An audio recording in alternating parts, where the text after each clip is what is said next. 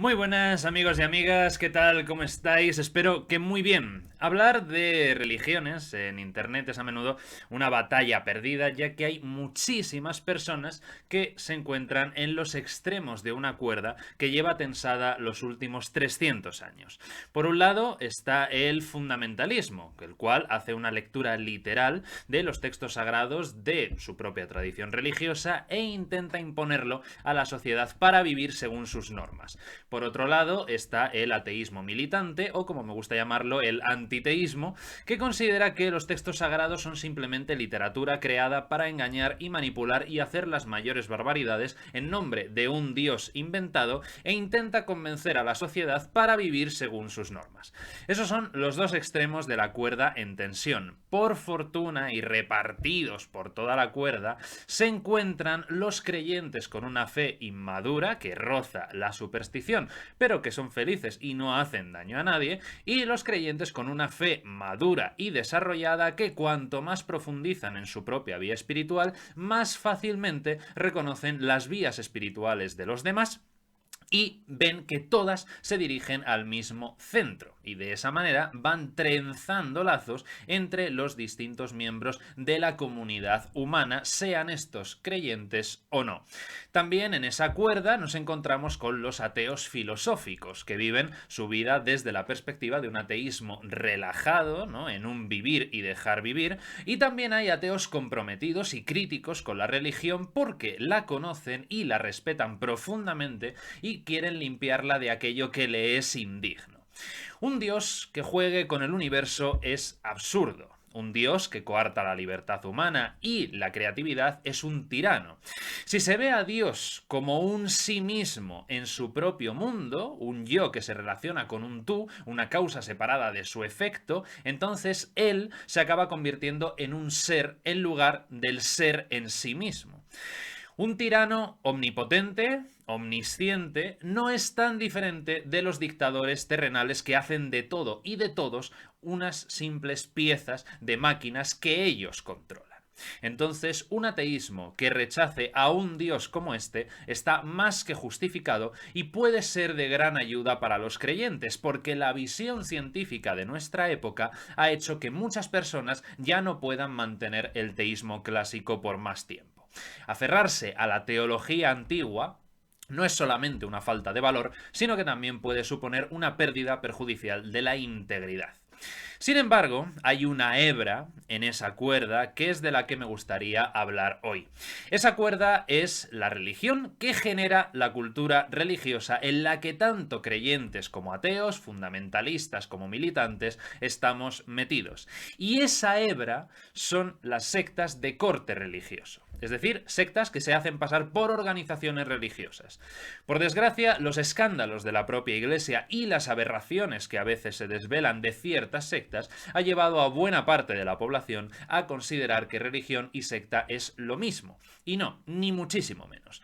Por eso hoy vamos a hablar de las diferencias, para que, si hablamos de ello, lo hagamos siempre desde el conocimiento y para que podamos distinguir entre una y otra por si alguna vez, Dios no lo quiera, nos vemos en la necesidad.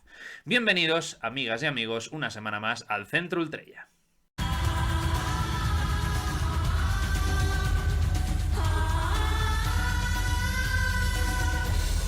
Para empezar a establecer las diferencias, primero habrá que aclarar qué es una secta y qué es religión. Sobre este segundo concepto es algo que no tengo claro en absoluto y no termino de dar con una definición que me convenza del todo. Tengo también la tranquilidad de que esto es lo que ha pasado a lo largo de la historia. Hay 1000 definiciones de lo que es la religión y en realidad es maravilloso que sea así, porque definir es poner límites y eso es algo difícil cuando estamos hablando de la relación del ser humano con lo absoluto.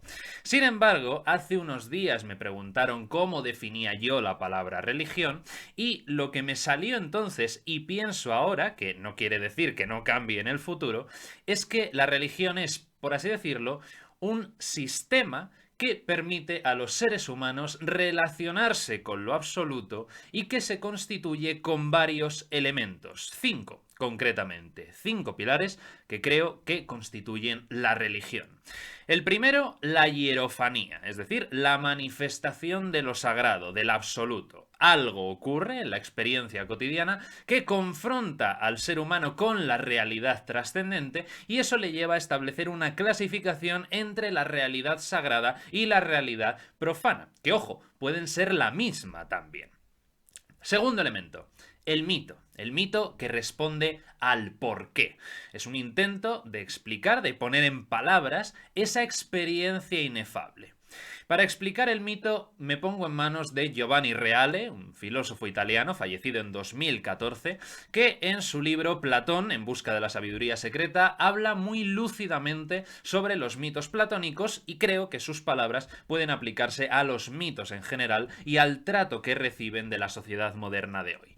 Dice Reale: el error hermenéutico más grave que no pocos cometen en la interpretación de Platón consiste en realizar sofisticadas tentativas de desmitificación de sus mitos a fin de transformarlos en puro logos, o en intentar ponerlos entre paréntesis cuando no directamente eliminarlos de manera sistemática en nombre de una comprensión científica.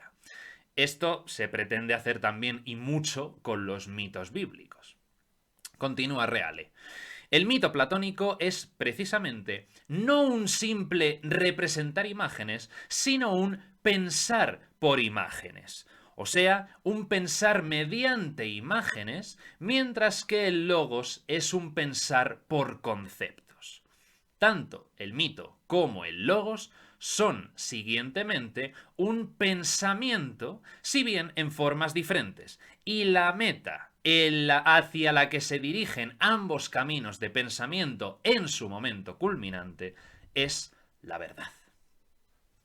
Parece absolutamente maravilloso. Exacto. El mito nunca, y es un error hermenéutico terrible, nunca tiene que ser interpretado como un acontecimiento objetivo, un acontecimiento científico, un acontecimiento, lo diré, lógico. El mito no es logos, es mitos. Es decir, es un relato que se basa en el lenguaje y en el pensamiento simbólico, metafórico, poético, artístico. Eso es el mito. Es decir, no se pretende dar testimonio objetivo como si fuera un acontecimiento real que ocurrió, sino que es algo que de alguna manera ocurre todo el tiempo. Ese es el intentar poner en palabras la experiencia de lo trascendente. No es la propia experiencia de lo trascendente porque esa experiencia es inefable. Entonces hay que tratar siempre el mito de la manera de... es un relato que pretende decir más o menos, como algo aproximado, no auténtico y objetivo. Por lo tanto, segundo elemento importante, el mito, que responde al porqué. Tercer elemento importante, el ritual y la comunidad, que responde al cómo. ¿Cómo me relaciono yo con ese mito y con esa experiencia trascendente? A través del ritual y a través de la comunidad. Es decir, ¿qué se hace con esa hierofanía? ¿Qué es lo que corresponde al rito? ¿Qué pretende actualizarla y traerla al presente? Y también con quién se comparte esa experiencia, puesto que la religión es una actividad colectiva. Es decir, no es tanto lo que me ocurre a mí, sino lo que nos ocurre a todos en relación unos con otros. El cuarto punto importante, el santuario, que responde al dónde. Los templos o santuarios son lugares donde la comunidad se reúne para celebrar los ritos, que a través de los símbolos transmitidos por los mitos, por los relatos, pueden vincular con lo absoluto y quizá conseguir volver a experimentar la hierofanía. Y por último, el quinto, que es el llamado tempus sacrum, es decir, el tiempo sagrado, que responde al cuándo. No sirve reunirse en cualquier momento, de cualquier manera, en cualquier lugar. La comunidad tiene que reunirse en un tiempo determinado y sagrado. Ahí están los calendarios litúrgicos que van muy ligados al espacio sagrado. Y en ese momento y en ese lugar, en ese tiempo y en ese espacio, se celebra el ritual concretamente para transformar el momento en instante. Eso es el tempus sacrum, cuando la eternidad se manifiesta en el tiempo ordinario y cronológico. Y eso sería lo que yo entiendo más o menos por religión, al menos a día de hoy. Lo que entiendo por secta me resulta bastante más fácil, porque lo comparto muy bien con el diccionario de la Real Academia. Dice que una secta, en este contexto del que estamos hablando, es una comunidad cerrada que promueve o aparenta promover fines de carácter espiritual en la que los maestros ejercen un poder absoluto sobre los adeptos. Efectivamente, aquí está una de las claves importantísimas. La diferencia fundamental entre una comunidad religiosa y una secta es el control del dirigente sobre el grupo. Ahora, ¿hay grupos religiosos con comportamientos sectarios? Sí, por supuesto, y muchos. Por eso la cosa va más allá. Una secta es un grupo o un movimiento que presenta una excesiva dedicación a una persona o a una causa. Con mucha frecuencia, si no siempre, los grupos sectarios utilizan varios métodos de control mental para controlar y o persuadir a sus miembros y hacer que acepten las creencias y las prácticas del grupo. Por favor, no pensemos en que lo que hacen es colocar unos electrodos en la cabeza que te fríen el cerebro o que realizan ejercicios hipnóticos. No, las técnicas de control mental de los grupos sectarios pasan por la realización de mortificaciones, por la privación del sueño o de descanso, por la intimidación, el aislamiento o enajenación, por mencionar solamente unos pocos. Las personas que pertenecen a estos grupos son explotadas y desarrollan una dependencia psicológica extrema con respecto al grupo. Dentro de las propias religiones organizadas también existe preocupación por los grupos sectarios que afirman formar parte de la religión mayoritaria reconocida, pero que tienen prácticas y o creencias que son incompatibles o que exceden con mucho la creencia y la práctica de la religión conocida. Entonces, este tipo de grupos practican el engaño al afirmar que forman parte de la religión mayoritaria o que, al contrario, son una renovación de la religión que las grandes instituciones han abandonado y se dedican a explotar a personas en sus prácticas. Esto se ve muy bien, por ejemplo, en la Iglesia Palmariana o algunos de los cursillos de cristiandad, de origen español, pero muy difundidos en Estados Unidos. Entonces, los grupos sectarios pueden ser religiosos o no, hay algunos que se ocultan tras el velo de la religión, es cierto, pero hay otros que lo hacen tras el de autoayuda o el de terapia, y estos pueden tener también una naturaleza política o comercial. Así que, la primera conclusión importante. La religión es un sistema compartido por múltiples comunidades, mientras que la secta es un grupo con un sistema propio. Por lo tanto, ahora vamos a ver las diferencias entre una comunidad religiosa sana y un grupo sectario.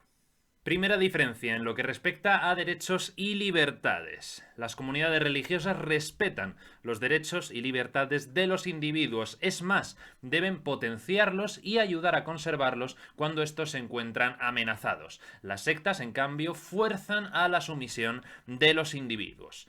Segunda, la conversión a una religión, sin entrar ahora en el significado del término, se produce por lo que se ha venido en llamar desdoblamiento interno, una experiencia individual e intransferible. Las sectas, en cambio, buscan que sus miembros se dobleguen a fuerzas externas que no se preocupan en absoluto por la identidad individual. Tercero, el ser aceptado en una comunidad religiosa tras la conversión, por lo general, no es fácil. Los responsables de aceptar a nuevos miembros en la comunidad obligan a que las personas piensen detenidamente lo que están haciendo antes de tomar una decisión de la que se puedan arrepentir. Es decir, se aseguran de que tengan conocimiento de todo lo que implica el paso que van a dar y de que estén totalmente seguros de querer darlo y de saber por qué quieren darlo. Es normal también que haya además una serie de pruebas que superar antes de la aceptación en el grupo. Los grupos sectarios, en cambio, promueven la toma de decisiones rápida y sin apenas información ni reflexión de por medio. Cuarta, todas las religiones animan a las personas a plantear interrogantes y a pensar de forma crítica. En cambio, los grupos sectarios evitan las preguntas y el desarrollo de un pensamiento crítico. Quinto, las comunidades religiosas hablan claro sobre su cosmovisión, su sistema de creencias. En cambio, las sectas tienen creencias ocultas que solo son accesibles a quienes están muy metidos en el grupo. Sexto, Las religiones tienen expectativas claras con respecto a sus seguidores, pero las sectas tienden a no manifestar claramente qué esperan de sus seguidores. Este realmente es el punto que menos me convence, porque las sectas también suelen mentir sobre su objetivo. Y entonces, ¿cómo se puede saber quién miente y quién está diciendo la verdad? Esto es un poco complicado. Séptimo punto. Las comunidades religiosas fomentan la participación, mientras que los grupos sectarios la fuerzan. Sutil, pero importantísima diferencia. Octava. Los grupos religiosos tienen en alta estima a las familias de sus miembros y los animan a cuidarlas y a comportarse con altos valores morales con respecto a ellos. En las sectas únicamente se valora la familia del individuo si ésta sirve de apoyo a su participación en el grupo sectario. En caso contrario, la familia se considera un enemigo a combatir y se dedica mucho esfuerzo y mucho tiempo a que el miembro de la secta rompa los lazos con su familia. Noveno. Las religiones permiten que quien ha perdido la fe abandone la comunidad sin repercusiones. Las sectas, en cambio, amenazan, coaccionan o asustan a los miembros para que no se marchen. Décimo. Los grupos religiosos fomentan la exploración e integración psicoespiritual, el autoconocimiento de nuestras luces y nuestras sombras para aceptarnos como somos y estar dispuestos a mejorar en lo posible. Los grupos sectarios hacen distinciones entre un yo bueno y un yo malo, que curiosamente siempre suele ser el que se plantea cosas, hace preguntas y tiene un pensamiento crítico. Undécima, y es una muy importante. Las religiones intentan ayudar a las personas a cubrir sus necesidades espirituales. Las sectas buscan explotar esas necesidades para utilizarlas a su favor y aprovecharse de las personas. Duodécima. Las religiones reconocen y recuerdan que las personas son responsables de sí mismas, bien ante ellas, bien ante Dios, dependiendo de la religión. En las sectas se rinden cuentas ante él o los líderes. Decimotercera, y ahora en un terreno un poco más confesional, las religiones católica, ortodoxa y copta ofrecen una confesión confidencial de los pecados con el propósito de facilitar el proceso de curación y desarrollo moral. Las sectas pueden exigir una confesión de los pecados y usarla para manipular o humillar a sus miembros. Decimocuarta. Las religiones dan ejemplo de veracidad e integridad en sus prácticas, pero las sectas con frecuencia recurren a la mentira y al engaño para lograr sus propósitos. Decimoquinta. Las religiones mantienen doctrinas que son verificables por personas externas al grupo, que cuentan con mucha información a su disposición y que los miembros, además de la propia comunidad, les facilitan si se lo piden, y cualquiera puede comprobar que esas doctrinas coinciden y son coherentes con su historia. Los grupos sectarios, por el contrario, afirman que sus doctrinas son infalibles y no pueden ser verificadas por personas externas. Decimosexta. En el caso de las comunidades de religiones cristianas, sus miembros se mantienen fieles a una doctrina transmitida durante siglos y siguen las creencias mayoritarias básicas. En el caso de las sectas de corte cristiano, se afirma haber descubierto o restaurado la antigua verdad y que el resto de la iglesia se ha apartado del camino y es el enemigo. De nuevo, la necesidad de crear una dicotomía entre buenos y malos.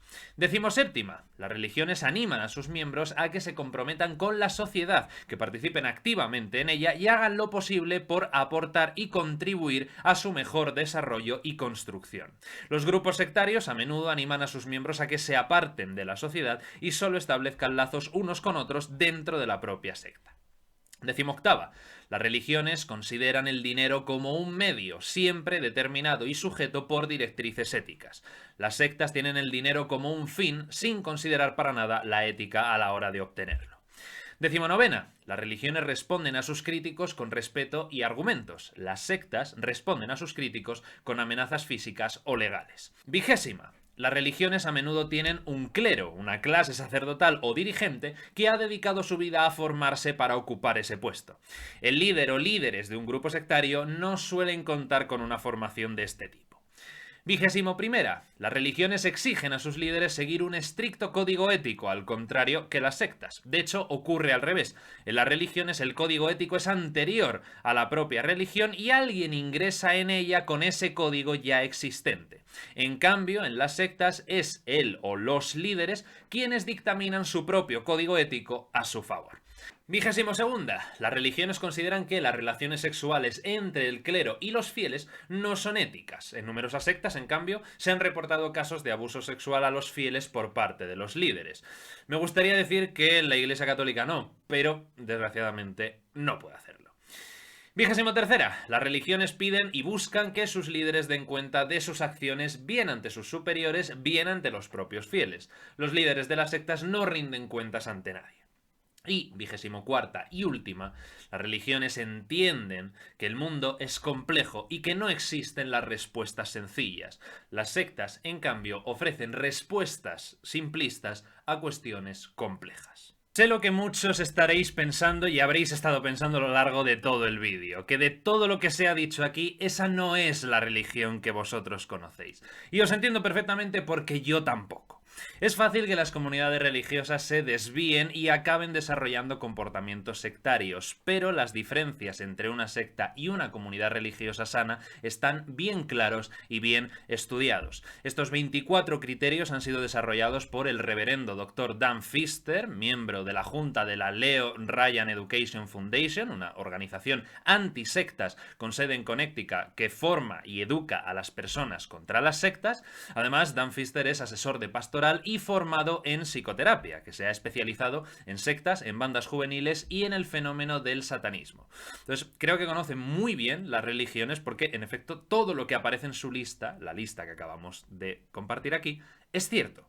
Ahora, que se cumpla o no, ya estamos en las mismas, depende de las personas. Y no solamente de los líderes, que ya se ha demostrado científicamente que el poder corrompe, sino también de las propias bases. Los fieles deben estar a la altura de las circunstancias y, por lo tanto, exigir responsabilidades a sus representantes, porque si no, se produce una brecha social. Y cuidado, no es un problema que las religiones no cumplan con sus altísimas exigencias morales, porque lo normal es no poder estar a la altura, pero sí se ha de intentar recorrer esa senda acercándose lo máximo posible a esos valores. El problema viene cuando las acciones de los representantes y de las bases violan rotundamente sus elevados postulados éticos. Si una persona dice formar parte de una comunidad religiosa o seguir una religión o vía espiritual concreta, pero en sus acciones se refleja lo contrario a la predicación de sus valores, esa persona, en mi opinión, no pertenece a esa religión. Para saber en qué cree una persona, fíjate en lo que hace, no en lo que dice. Por eso es tan importante estudiar las religiones y establecer un diálogo no solo interreligioso, que importa y mucho, sino también entre religiosos y laicos. Es un mundo demasiado maravilloso como para echarlo a perder por culpa de unos cuantos fanáticos y de unos cuantos aprovechados. Como decía el filósofo, el cristianismo es demasiado importante para dejarlo en manos de los curas.